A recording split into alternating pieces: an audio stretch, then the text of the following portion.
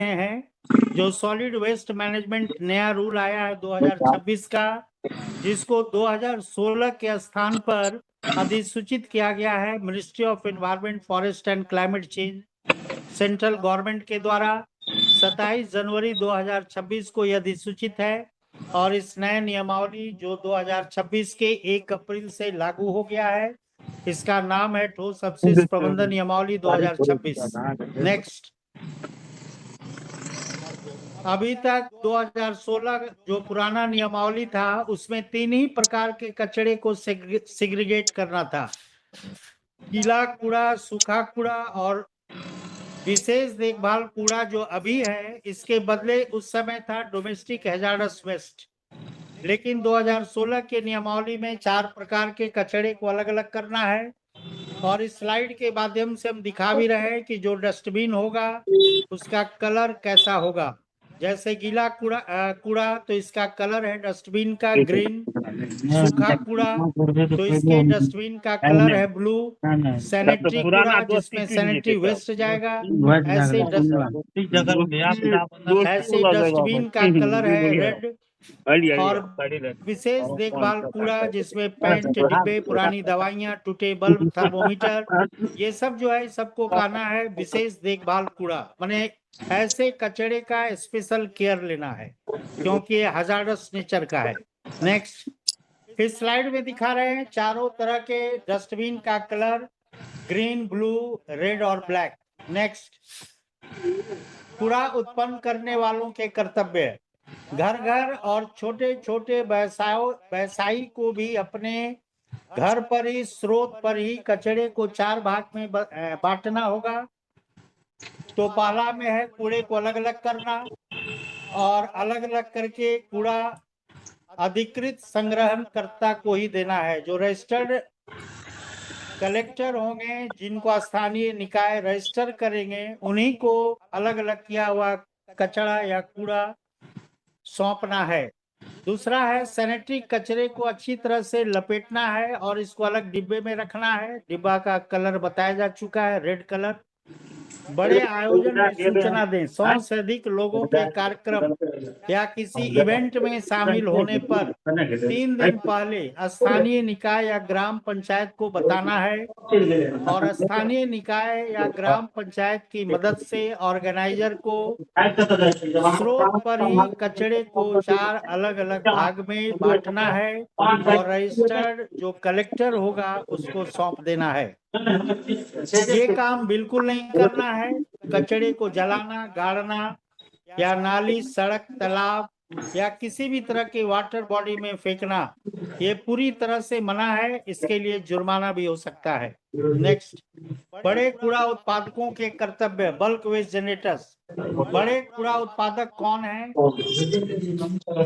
2016 के नियमावली में भी बल्क वेस्ट जनरेटर था, लेकिन वहाँ एक ही कैटेगरी दिया हुआ था, ऐसा वेस्ट जनरेटर जिसका पर डे 100 किलोग्राम वेस्ट का जनरेशन है। लेकिन 2026 के नियमावली में 3 डिफरेंट कैटेगरी बना दिया गया है। पहला कैटेगरी है फ्लोर एरिया 20,000 स्क्वायर मीटर के बराबर या उससे ज्यादा। पानी का उपयोग पर डे 40,000 लीटर के बराबर या उससे ज्यादा। और कचरे का उत्पादन पर डे 100 किलोग्राम के बराबर या उससे ज्यादा। ऐसे बल्क वेस्ट जनरेटर को पोर्टल पर रजिस्ट्रेशन करना होगा, पंजीकरण करना होगा। केंद्रीय ऑनलाइन, ये जो पोर्टल है इसका पूरा नाम है सेंट्रलाइज ऑनलाइन पोर्टल, जो केंद्रीय प्रदूषण नियंत्रण बोर्ड द्वारा डेवलप किया जाएगा। बहुत जल्दी इसको लॉन्च करने जा रहा है। तो जो भी बल्क वेस्ट जनरेटर होंगे उनको स्थानीय निकाय के साथ पंजीकरण करना है, करवाना अनिवार्य है और through centralise online portal. Second point है गीले कूड़े की प्रोसेसिंग करना। बंद करना अपने जो भी बल्क वेस्ट जनरेटर होंगे, गीला कूड़ा या कचरे को खाद बनाना है या बायोगैस प्लांट लगाना है, ये 100% गीले का प्रोसेसिंग करना अपने परिसर में ही ये मैंडेटरी बना दिया गया है। अगर ये संभव नहीं है तो उनको स्थानीय निकाय से एक्सटेंडेड प्रोड्यूसर रिस्पॉन्सिबिलिटी का सर्टिफिकेट लेना होगा। अभी तक एक्सटेंडेड प्रोड्यूसर रिस्पॉन्सिबिलिटी जो रिस्पॉन्सिबिलिटी था वो ई वेस्ट और प्लास्टिक वेस्ट में था, लेकिन ये अब सॉलिड वेस्ट में भी डाल दिया गया है। इसका मतलब है कि जो वेस्ट जनरेट करेगा उसकी रिस्पॉन्सिबिलिटी है उसका प्रोसेसिंग और डिस्पोजल कराना साइंटिफिक वे में। नेक्स्ट पॉइंट है जिम्मेदार कचरा प्रबंधन। अपने कूड़े को खुद इकट्ठा करना, परिवहन करना और वैज्ञानिक तरीके से प्रोसेसिंग कराने की जिम्मेदारी ये बल्क वेस्ट जनरेटर का है। नेक्स्ट,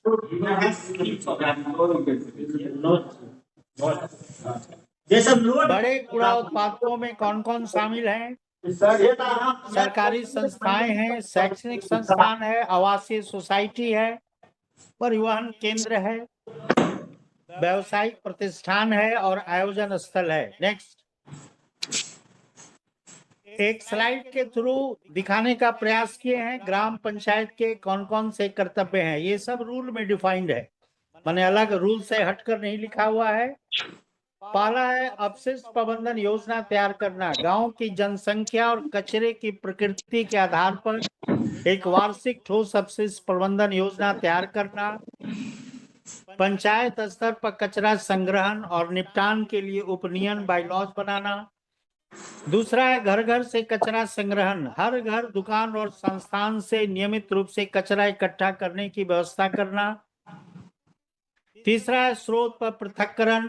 ग्रामीणों को कचरा अलग अलग करने के लिए प्रेरित करना और ये सुनिश्चित करना कि ग्रामीण कचरे को सड़कों, नालियों या स्थानों पर न फेंकें। भंडारण और परिवहन। गांव के भीतर कचरा संग्रहण केंद्रों का निर्माण करना और उसका रखरखाव करना। गीले कचरे का ऑन-साइट प्रसंस्करण करना। गांव के स्तर पर सामुदायिक कंपोस्टिंग पिट, मतलब कम्युनिटी लेवल पर ही एक कंपोस्टिंग पिट बना देना या बायोगैस संयंत्रों का निर्माण करना। खाद बनाने की प्रक्रिया को बढ़ावा देना ताकि जैविक कचरा गांव में ही खाद बन सके। नेक्स्ट है स्वच्छता शुल्क का निर्धारण। कचरा प्रबंधन की सेवाओं के बदले घरों और व्यावसायिक प्रतिष्ठानों से यूजर फी निर्धारित करना और उसे जमा करना।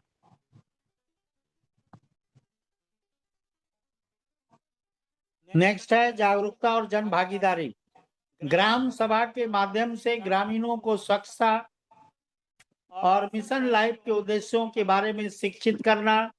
कचरा जलाने और प्लास्टिक उपयोग को रोकने के लिए व्यापक अभियान चलाना। उसके बाद है स्वच्छता कर्मियों का कल्याण। जो भी सफाई मित्र और कर्मी हैं इंगेज्ड हैं सॉलिड वेस्ट मैनेजमेंट में, उनको आवश्यक सुरक्षा उपकरण प्रदान करना, उनकी नियमित स्वास्थ्य जांच कराना और सामाजिक सुरक्षा जुड़ाव सुनिश्चित करना।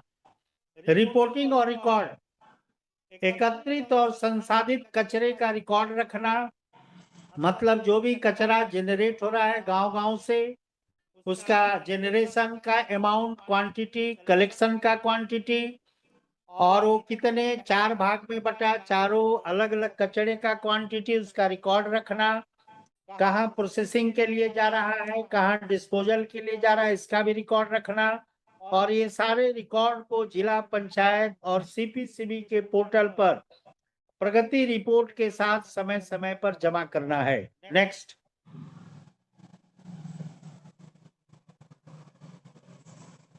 इसी तरह से जिला पंचायत के भी कर्तव्य नए नियमावली 2026 में क्लियर वे में डिफाइन किया गया है। पहला है जिला योजना तैयार करना। ग्राम पंचायतों द्वारा सौंपी गई योजनाओं को एकत्रित करके पूरे जिले के लिए एक व्यापक ठोस अपशिष्ट प्रबंधन योजना तैयार करना। भूमि आवंटन में समन्वय। कचरा के प्रोसेसिंग केंद्र या लैंडफिल के लिए जो भी उपयुक्त भूमि होगी उसकी पहचान और आवंटन सुनिश्चित करना जिला मजिस्ट्रेट और राजस्व विभाग के समन्वय से। वित्तीय सहायता और संसाधन प्रबंधन, फाइनेंशियल सपोर्ट। राज्य सरकार और केंद्र सरकार जैसे एसबीएम ग्रामीण, स्वच्छ भारत मिशन ग्रामीण से प्राप्त निधियों को ग्राम पंचायतों को आवंटित करना, कचरा प्रबंधन के बुनियादी ढांचे की खरीद के लिए वित्तीय व्यवस्था करना, तकनीकी मार्गदर्शन और प्रशिक्षण, ग्राम पंचायतों को कचरे के वैज्ञानिक निपटान, कंपोस्टिंग और रिसाइकलिंग के लिए तकनीकी सहायता प्रदान करना, निगरानी और समीक्षा करना, जिले के भीतर कचरा प्रबंधन की प्रगति की मासिक या त्रैमासिक समीक्षा करना, जागरूकता अभियान चलाना, डेटा प्रबंधन और रिपोर्टिंग, सभी ग्राम पंचायतों से प्राप्त रिपोर्टों को संकलित करना और राज्य प्रदूषण नियंत्रण बोर्ड तथा संबंधित विभाग को वार्षिक रिपोर्ट भेजना, सीपीसीबी के केंद्रीकृत पोर्टल पर जिले के कचरा प्रबंधन डेटा की शुद्धता सुनिश्चित करना। अब क्या करना है जो अभी तक 2016 में नहीं था, 2026 से जो भी जिला पंचायत हैं उनको पॉल्यूशन कंट्रोल बोर्ड के साथ रजिस्ट्रेशन करना है थ्रू ऑनलाइन पोर्टल, और उनको वार्षिक रिपोर्ट भी 30 जून एवरी ईयर को वार्षिक रिपोर्ट सबमिट करना है पॉल्यूशन कंट्रोल बोर्ड को, और अपने संबंधित विभाग को भी ये भेजेंगे।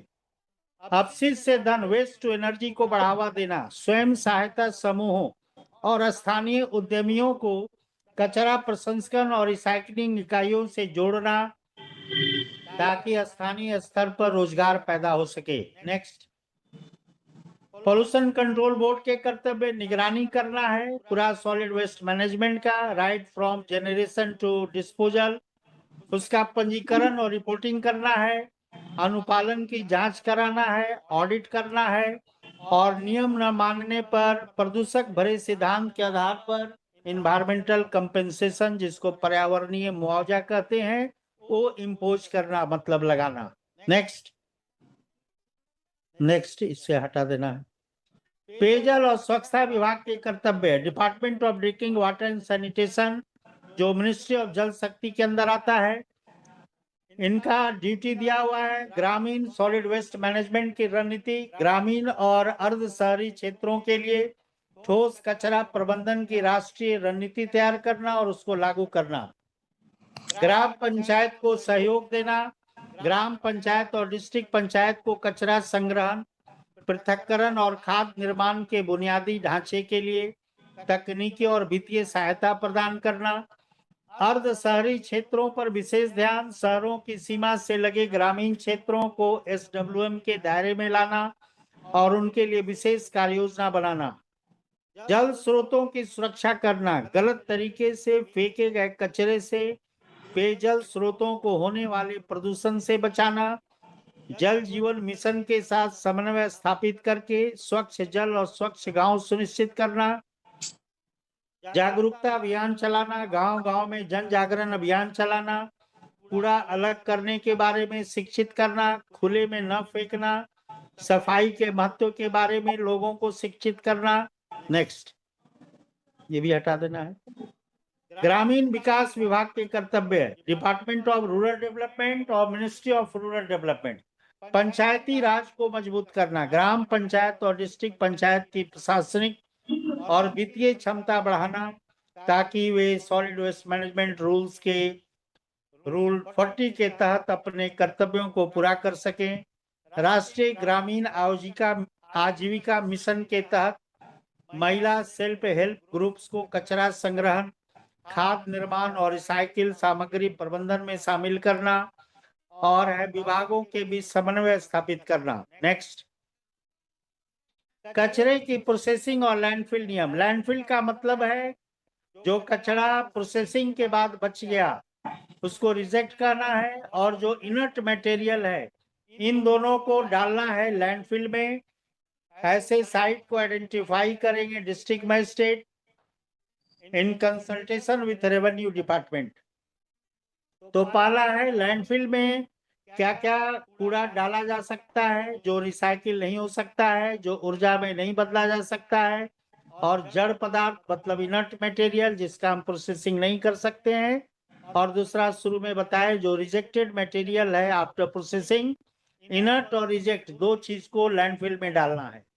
ये चीजें लैंडफिल में नहीं जाएंगी। मिला जुला अनसॉर्टेड कचरा मतलब मिश्रित कचरा नहीं देना है। रिसाइकिल होने वाले कूड़े को नहीं फेंकना है और गीला या जैविक कूड़ा को भी नहीं फेंकना है। प्रोसेसिंग और आरडीएफ नियम, ऐसा वेस्ट जिसका उष्मीय वैल्यू, जिसको कैलोरिफिक वैल्यू कहते हैं, 1500 किलो कैलोरी पर केजी से ज्यादा हो, उसको सीमेंट प्लांट में देना है या वेस्ट टू एनर्जी प्लांट में उपयोग करना है। और पुराने कचरा स्थलों का उपचार, जो भी पुराना लिगेसी वेस्ट डंप साइट है उसको पहचान करना है, मैपिंग करना है और बायो माइनिंग और बायो रिमेडिएशन से उसको साफ कर देना है। आरडीएफ का मतलब रिफ्यूज डिराइव्ड फ्यूल, ऐसा फ्यूल जिसको रिफ्यूज से डिराइव किया जाता है, जिसका उष्मीय मूल्य बहुत ज्यादा होता है।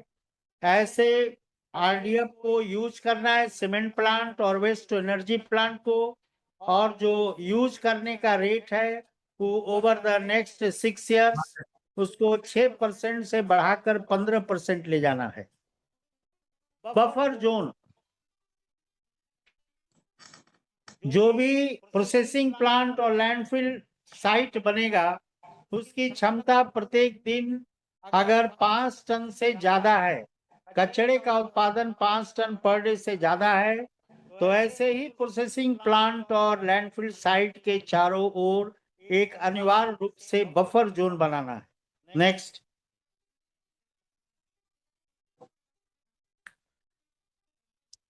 जो भी प्रोसेसिंग प्लांट है लाइक एमआरएफ, उनको सेंट्रलाइज ऑनलाइन पोर्टल पर रजिस्ट्रेशन करना है स्थानीय निकाय के माध्यम से। स्टेट पॉल्यूशन कंट्रोल बोर्ड से ऑथराइजेशन लेना है फॉर्म 1 में भर के। महुआ और सीपीसीबी का निर्देश मानना है। उनको तिमाहिक और वार्षिक रिटर्न फाइल करना है। जो भी तिमाहिक और वार्षिक रिटर्न फाइल होगा वो सब सेंट्रलाइज ऑनलाइन पोर्टल पर होगा। और एमआरएफ एक ऐसा सेंटर है जहां रिसाइक्लेबल और नॉन रिसाइक्लेबल को अलग अलग किया जाता है। तो जो भी रिसाइक्लेबल मटेरियल है उसको रजिस्टर्ड रिसाइकलर को ही भेजना है। रजिस्टर्ड रिसाइकलर का मतलब ऐसा रिसाइकलर जो स्टेट पॉल्यूशन कंट्रोल बोर्ड से रजिस्टर्ड हो। ईपीआर का अनुपालन करना है। बता चुके थे शुरू में कि ई कचरा और प्लास्टिक में जिस तरह से ईपीआर है उसी तरह से ईपीआर इंट्रोड्यूस किया गया है नए नियमावली में सॉलिड वेस्ट मैनेजमेंट में भी। नेक्स्ट, पर्यावरण मुआवजा और जुर्माना। नियम न मानने पर क्या क्या होगा? पर्यावरण मुआवजा लगाएगा। पर्यावरण मुआवजा लगाना है पॉल्यूशन कंट्रोल बोर्ड को। जिम्मेदार संस्थानों पर कार्रवाई करना है। मौके पर जुर्माना केवल स्थानीय निकाय लगाएंगे। स्थानीय निकाय जो मौके पर जुर्माना लगाएंगे कूड़ा फेंकने पर, जलाने पर या अलग न करने जैसी गलतियों पर। नेक्स्ट, अनुपालन की समय सीमा। एसडब्ल्यू नियम 2026 के 27 जनवरी को अधिसूचित कर दिया गया है ministry of environment, forest and climate change के द्वारा। 1 अप्रैल 2026 से पूरे राज्य, पूरे देश भर में लागू कर दिया गया है, जिसमें 4 प्रकार के कचरा को अलग अलग करना अनिवार्य बना दिया गया है। जो ऑनलाइन पोर्टल है 6 माह के भीतर चालू हो जाएगा सेंट्रल पॉल्यूशन कंट्रोल बोर्ड के द्वारा, लेकिन बहुत जल्दी ही लॉन्च करने जा रहा है वो लोग। मार्च 27 तक सभी स्थानीय निकाय अपने बायलॉज को बनाना है या ऑलरेडी बना हुआ है तो उसको अपडेट कर देना है। 18 महीने का समय दिया गया बड़े शहर के लिए पूर्ण अनुपालन के लिए, 24 महीने का समय दिया है मध्यम शहर के लिए, और 36 मंथ्स मतलब 3 साल छोटे नगर या ग्रामीण निकाय को पूर्ण अनुपालन का समय दिया गया है। नेक्स्ट, यहाँ ये भी बता दें कि ऑनरेबल सुप्रीम कोर्ट के द्वारा इस सॉलिड वेस्ट मैनेजमेंट का रेगुलर मॉनिटरिंग किया जा रहा है। सिविल अपील नंबर 6173 ऑफ 2023, और इसमें माननीय सर्वोच्च न्यायालय के द्वारा 19/2/26 को एक विस्तृत आदेश निर्गत किया गया है। और ये केस भी चल रहा है भोपाल म्युनिसिपल कॉर्पोरेशन के द्वारा एनवायरमेंटल नॉर्म्स का कंप्लायंस नहीं करने के कारण। तो उसके विस्तृत आदेश जो 19/2/26 का है उसके पारा 14 में दिया गया है कि पार्षद महापौर और उनके अध्यक्ष, पार्षद या वार्ड सदस्य जनता के प्राथमिक निर्वाचित प्रतिनिधि होने के नाते शोध पृथक्करण शिक्षा के लिए प्रमुख सूत्रधार के रूप में नामित किए जाते हैं। 2026 के नियमों के कार्यान्वयन में अपने वार्ड के प्रत्येक नागरिक को नामांकित करना उनका वैधानिक कर्तव्य है। मतलब उन लोगों को लीड फैसिलिटेटर बना दिया गया है सोर्स सेग्रीगेशन की शिक्षा देने के लिए। उसका दूसरा पारा है 14.2, स्थानीय निकायों को निर्देश दिया गया है कि अपशिष्ट का निपटान और बुनियादी ढांचे की तैयारियों में हुई वास्तविक प्रगति को सत्यापित करने के लिए अनुपालन रिपोर्ट के साथ फोटोग्राफिक एविडेंस जिला मजिस्ट्रेट के कार्यालयों को ईमेल करना है। और उसका नेक्स्ट पारा 14.6, स्थानीय निकायों को 1/4/26 से अपशिष्ट प्रबंधन के लिए एक सख्त द्विआधारी अप्रोच अपनाने का निर्देश दिया गया है, जिसमें पहला है स्रोत पर ही कचरे का 4 स्तरीय पृथक्करण, पुराने अपशिष्ट स्थलों के समाधान, उपचार और निवारण के लिए एक अलग समयबद्ध कार्य योजना सक्रिय करना। मतलब 2 अप्रोच आपको अपनाना है। पहला है स्रोत पर ही 4 स्तर में वेस्ट का पृथक्करण करना, और दूसरा जो ओल्ड लिगेसी वेस्ट है उसका उपचार और निवारण के लिए एक टाइम बाउंड एक्शन प्लान को सक्रिय करना। नेक्स्ट, अवेयरनेस और पार्टिसिपेशन, स्थानीय निकायों को अपशिष्ट उत्पन्न करने वालों को शिक्षित करने के लिए जन जागरूकता अभियान चलाने का दायित्व सौंपा गया है। अपशिष्ट उत्पन्न करने वालों को अपशिष्ट को कम करने, घर पर खाद बनाने, स्वच्छता अपशिष्ट को सुरक्षित रूप से लपेटने और अलग अलग किए गए अपशिष्ट को सौंपने के बारे में शिक्षित किया जाना चाहिए। नागरिकों की आवाज सुनी जाए, यह सुनिश्चित करने के लिए स्थानीय निकाय ऑनलाइन शिकायत निवारण तंत्र स्थापित करने है। ये बहुत इंपॉर्टेंट एक सिस्टम एस्टेब्लिश करना है स्थानीय निकाय को, ऑनलाइन ग्रीवांस पोर्टल जिस पर नागरिक अपना कंप्लेन रजिस्टर करेंगे और स्थानीय निकाय का दायित्व होगा उस ऑनलाइन शिकायत का निराकरण करना। मध्यम से बड़े अपशिष्ट उत्पादकों पर ध्यान केंद्रित करना, बल्क अपशिष्ट उत्पादकों को केंद्रीकृत ऑनलाइन पोर्टल पर पंजीकरण कराना होगा।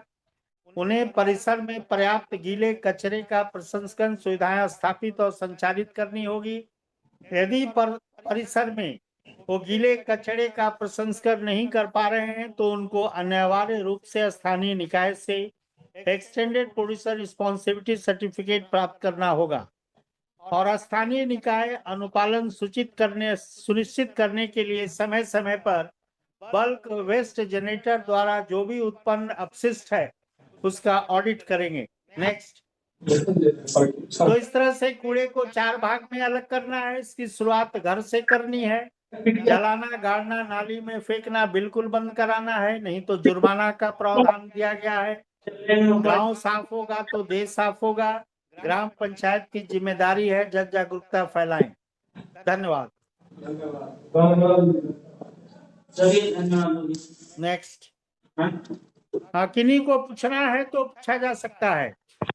मेन बात आप लोगों को क्या करना है, थोड़ा जन जागरूकता ग्रामीण क्षेत्र में फैला देना है कि आपको सोर्स पर ही कचरे को 4 भाग में बांट के रखना है और स्थानीय निकाय के द्वारा जो कलेक्शन होगा रेगुलर कलेक्शन कराना है।